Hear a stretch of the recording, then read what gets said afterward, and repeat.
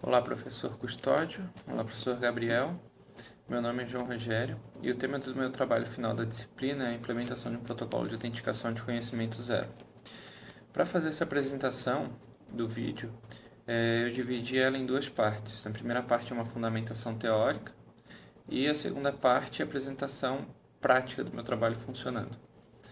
Na parte de fundamentação teórica, eu preparei alguns slides, onde eu falo primeiramente do protocolo de autenticação tradicional, mostro como funciona e apresento alguns problemas desse tipo de autenticação. Depois eu entro na parte de conhecimento zero, onde eu apresento as definições e eu faço a diferenciação do protocolo de autenticação de conhecimento zero de um cliente perante um servidor e de uma autenticação mútua, onde ambas as partes precisam provar que são elas mesmas. Depois de apresentar as definições, eu apresento a minha solução, o meu protocolo de autenticação, onde eu apresento todas as operações passo a passo, tanto na parte de registro quanto na parte de login. E após mostrar as soluções, eu mostro a prova matemática de que esse protocolo realmente funciona na parte da verificação. Depois dessa parte de fundamentação, eu entro na parte prática, onde eu mostro o processo de autenticação e de registro acontecendo em uma aplicação web no browser, e eu mostro que uma senha inválida não vai ser feito o processo de autenticação, não vai ser válido, e somente com a senha correta é que o servidor vai aceitar a autenticação do cliente. E nessa parte prática eu também apresento os cabeçalhos das requisições enviadas para o servidor e mostro que informações poderiam ser interceptadas caso um atacante estivesse monitorando a rede.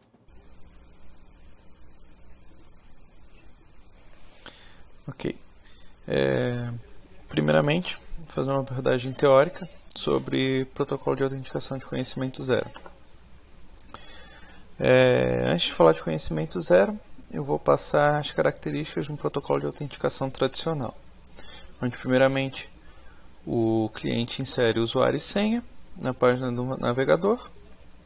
O script por parte do cliente vai aplicar uma função de hash em cima da senha, para não passar ela como um texto claro, e passa o usuário juntamente com o hash da senha previamente aplicado para o servidor. O servidor recebe o usuário e o hash da senha e vai comparar com as informações que ele tem armazenadas no banco de dados. Caso o usuário e o hash da senha batam com os valores que tem no banco de dados, o usuário se autentica com sucesso. Lembrando que na parte de registro, o servidor armazena somente a informação do usuário e o hash da senha, mais nada, e verifica essas informações. Só que essa autenticação tradicional ela tem alguns problemas. Por quê?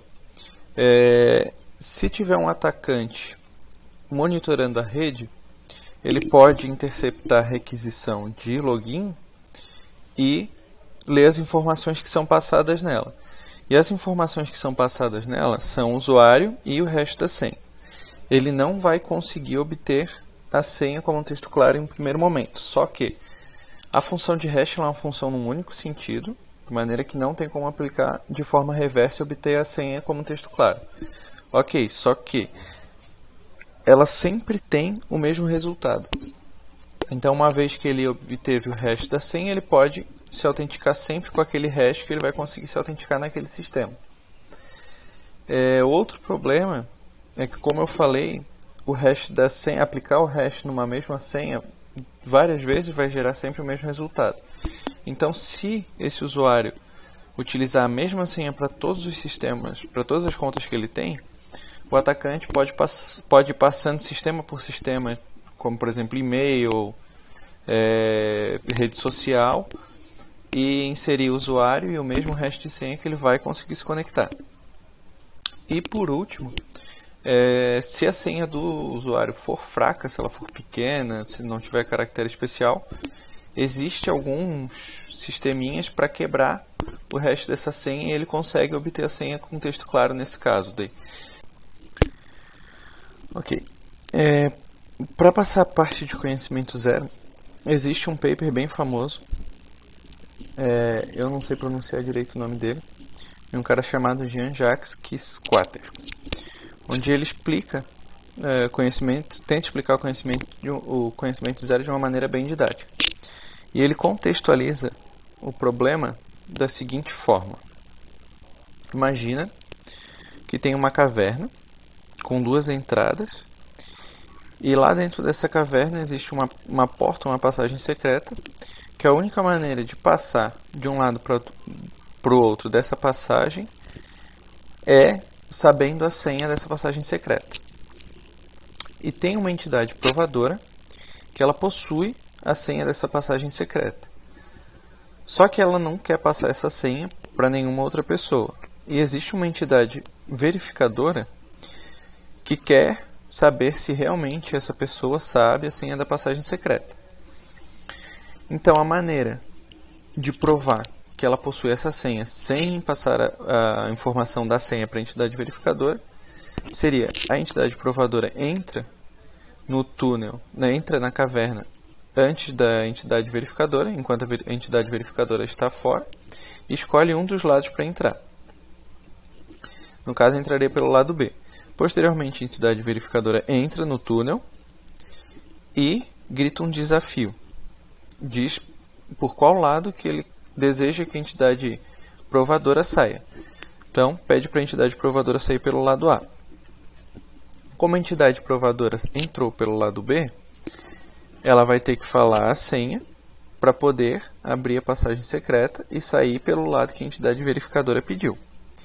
Saindo pelo lado A, ela consegue provar para a entidade verificadora que ela possui a senha. Só que dá para perceber que aqui há a probabilidade da entidade provadora entrar pelo lado A entidade verificadora pedir para que ela saia pelo lado A e ela conseguir sair pelo lado A sem ter usado a senha.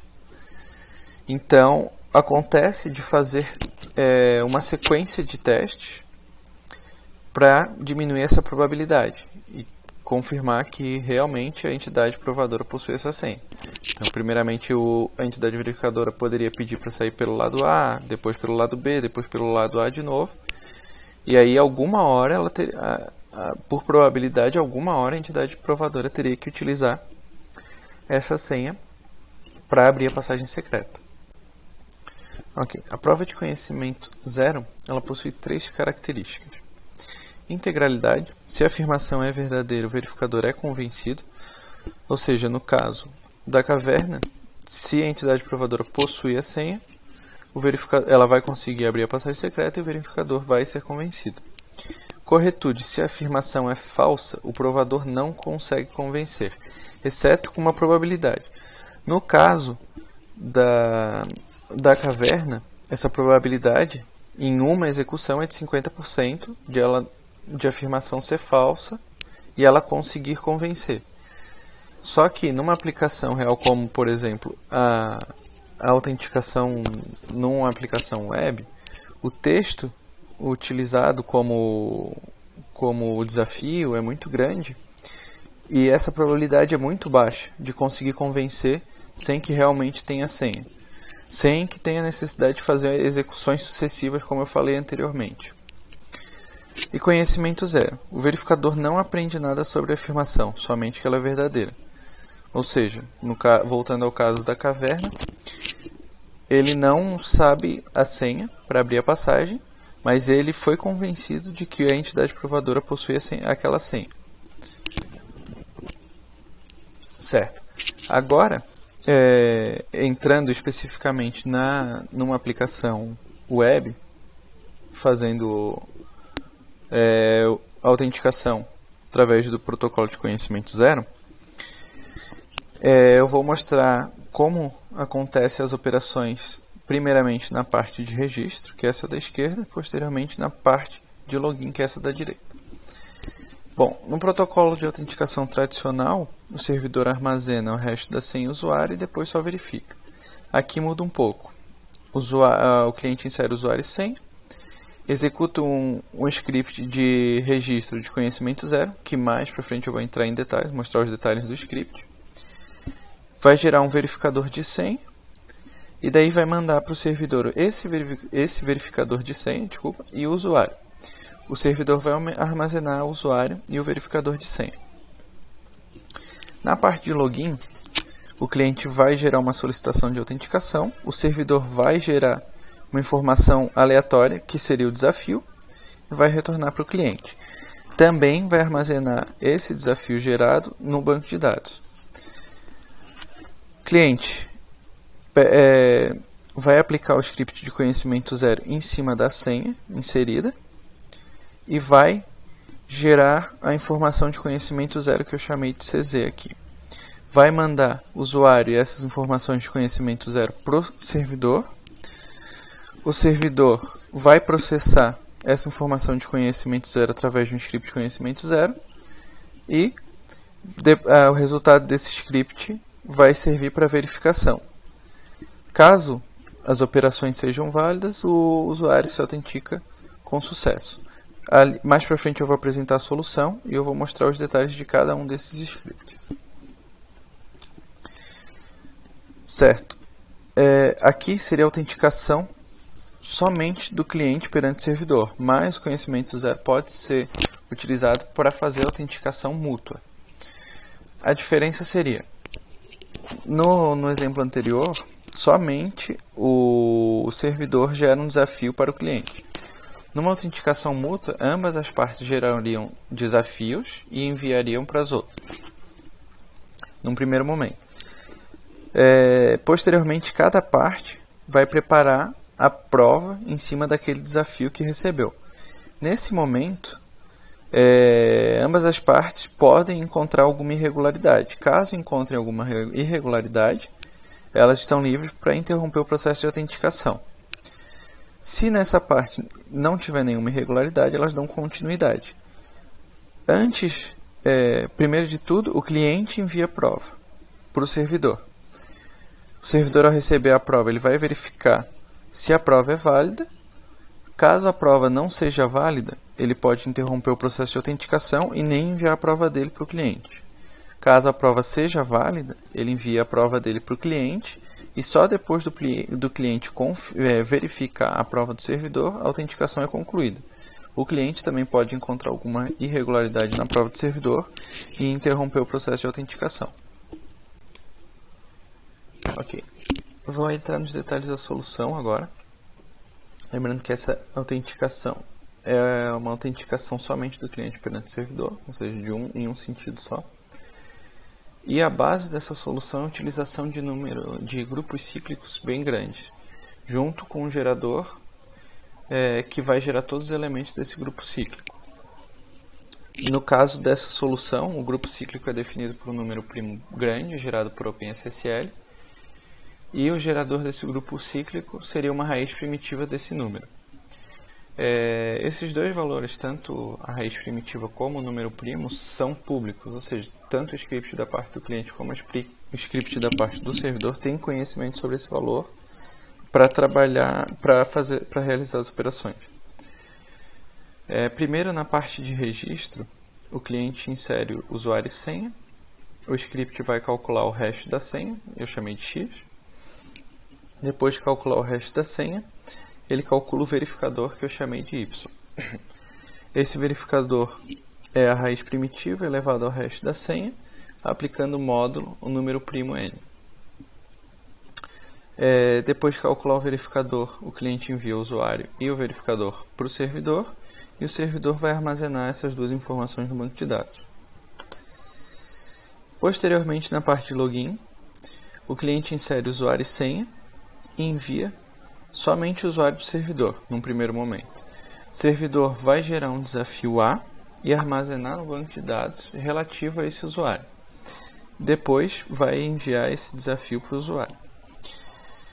O script por parte do cliente, de novo, vai calcular o hash da senha e vai calcular o verificador da senha, da mesma maneira que na parte de registro. Depois, ele gera um valor RX, que da mesma maneira que o desafio A, é um valor dentro desse grupo cíclico, ou seja, um valor positivo menor que o número primo n. Então, ambos os valores são randômicos. Depois de gerar o valor RX, o cliente calcula T1, que seria a raiz primitiva elevado a esse valor randômico RX, aplicado novamente módulo, o número primo. Depois de calcular T1, o cliente calcula essa variável que eu chamei de C, que ela é o hash dessas três informações, o verificador, esse T1 e o desafio gerado pelo servidor. Depois de calcular essa informação C, o cliente calcula outra variável que eu chamei de ZX, que é o número randômico gerado pelo cliente, menos essa variável C gerada, multiplicado pelo hash da senha. Depois de calcular essas informações, o cliente vai enviar ao usuário essa variável C e essa variável ZX para o servidor verificar a prova. Essa seria a prova do usuário.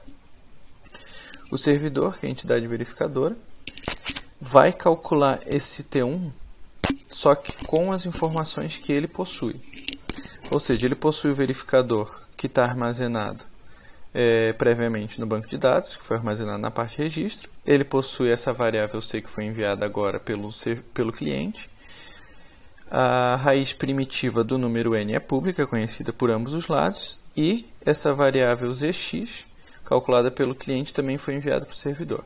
Então, a partir desses valores, ele calcula esse valor T1, que é o mesmo que o cliente calculou, e vai fazer a mesma aplicação de hash que o cliente fez, com o verificador, que está armazenado no banco de dados, T1 que ele acabou de calcular, e com o desafio que, quando ele gerou, ele armazenou no banco de dados. Se esse valor C for igual ao enviado pelo usuário, a autenticação é feita com sucesso. Ok, mas aqui está a prova do porquê que essa verificação de T1 tanto no servidor como no cliente é a mesma. Na parte esquerda temos o cálculo da parte do cliente, na parte direita a equação por parte do servidor. A equação por parte do cliente é só a raiz primitiva elevada ao número RX que foi gerado no meio do processo de autenticação, que é um valor randômico dentro do grupo cíclico. Na parte do servidor, temos essa equação aqui com os valores que ele conhece. O verificador, como foi visto anteriormente, é a raiz primitiva elevada ao hash da senha. E esse valor ZX, que foi calculado no cliente, é o RX menos o C vezes X. Como aqui temos uma exponenciação seguida por outra exponenciação, nós podemos multiplicar os expoentes. Então, G elevado na X elevado na C é a mesma coisa que G elevado na CX. Temos uma multiplicação de bases iguais, nós podemos somar os dois expoentes, que seria Rx menos C vezes X, é somado junto com o C vezes X da parte anterior. Aqui temos C vezes X mais Rx menos C vezes X. Esses dois valores se anulam por ter sinais diferentes, restando somente G elevado na Rx, que seria a mesma equação da parte do usuário. Então essa seria a prova de que todo esse cálculo no processo de autenticação funciona, de que a prova do cliente perante o servidor é válida. Certo. Eu vou fazer agora a apresentação da parte prática do meu trabalho. Para fazer essa apresentação do trabalho, eu fiz duas implementações, uma do protocolo de autenticação tradicional e outra do protocolo de autenticação de conhecimento zero. A página tem mais ou menos o mesmo estilo, o que muda, bem dizer, são os scripts por parte do cliente e do servidor. Aqui eu tenho um banco de dados vazio para as duas implementações para poder fazer a demonstração do trabalho. Vou começar pelo protocolo de autenticação tradicional. Vou inserir um usuário João e vou inserir uma senha Seguranca e vou me registrar. O usuário foi cadastrado com sucesso. Se eu vier aqui no banco de dados, eu tenho um usuário e uma senha, o hash da senha no caso, né? Agora, se eu tentar botar uma senha aleatória que não seja a que eu me cadastrei, ele vai reclamar dizendo que o usuário ou senha está inválido. Ok. E se eu botar a senha que eu cadastrei, eu vou fazer login e vou me logar com sucesso.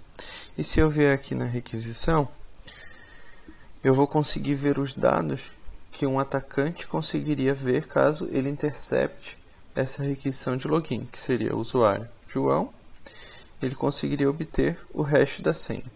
Obtendo o hash da senha, ele poderia se logar sempre que quisesse nesse sistema, porque o hash da senha não muda, é sempre esse. E caso essa senha seja a mesma para outros sistemas, ele consegue se logar em outros sistemas utilizando esse mesmo hash aqui.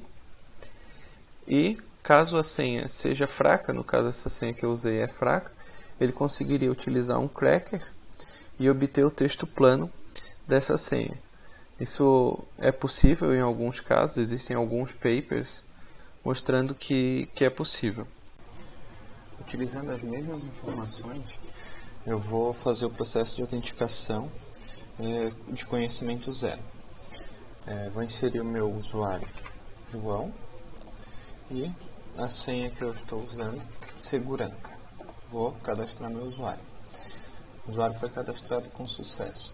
Agora, se eu olhar no banco de dados, eu tenho um campo usuário com o valor João, não tenho mais o hash da senha, eu possuo um verificador, um valor para o verificador, e possuo um campo desafio, que está vazio por enquanto porque não foi feito nenhum processo de autenticação ainda, eu apenas cadastrei o usuário. Agora, se eu tentar usar uma senha aleatória que não seja a que eu cadastrei, tentar efetuar o login, o sistema vai me dizer que o usuário ou a senha são inválidos. E se eu botar a senha que eu cadastrei, foi segurança, e efetuar o login, o usuário vai se logar com sucesso. E aí eu posso olhar a requisição. A requisição, no processo de autenticação de conhecimento zero, ela tem algumas informações a mais agora. Tem um campo aqui, step, com valor 2, porque esse processo de autenticação ele faz dois acessos ao servidor. Ele faz o primeiro acesso para fazer a requisição do processo de autenticação e pedir um desafio para o servidor. Aí depois que o servidor enviar o desafio e ele fizer a sua prova, ele vai enviar esse segundo passo do processo de autenticação, onde ele vai mandar o seu valor de usuário, vai mandar C, que é o hash dos 3 valores, do verificador, da variável P1 e do desafio enviado pelo servidor, e vai mandar a variável ZX, que é obtida a partir daquele valor randômico gerado pelo cliente, desse hash dos valores e do hash da senha. Ok, aqui eu me loguei com sucesso, e se eu tiver um atacante monitorando a rede, essas são as informações que ele vai pegar, da mesma maneira que do protocolo tradicional. Só que dessa vez ele possui um valor, uma variável C, que é um hash de 3 valores, que eu calculei que ele não sabe os valores, e essa variável ZX que eu obtive a partir de outros valores intermediários nos cálculos da parte do cliente. Então essa informação não me diz nada sobre a senha, tanto para um atacante que roubar esses valores, quanto para um servidor, caso ele não seja confiável, também não vai dizer nada sobre a minha senha. E mesmo que o atacante conheça todas as operações efetuadas no processo de autenticação da parte do cliente e tentar executar elas de forma reversa, não vai ser possível, porque ele aplica hash, que é uma função que não é reversível, com esses valores, com o tamanho das entradas, não seria possível obter o valor hash que foi usado como entrada, e também porque eu utilizo grupos cíclicos grandes, definidos pelo número primo de 1024 bits. Então, isso caracteriza um problema do logaritmo discreto. Então, seria inviável executar as operações de forma reversa, para obter a senha em texto claro.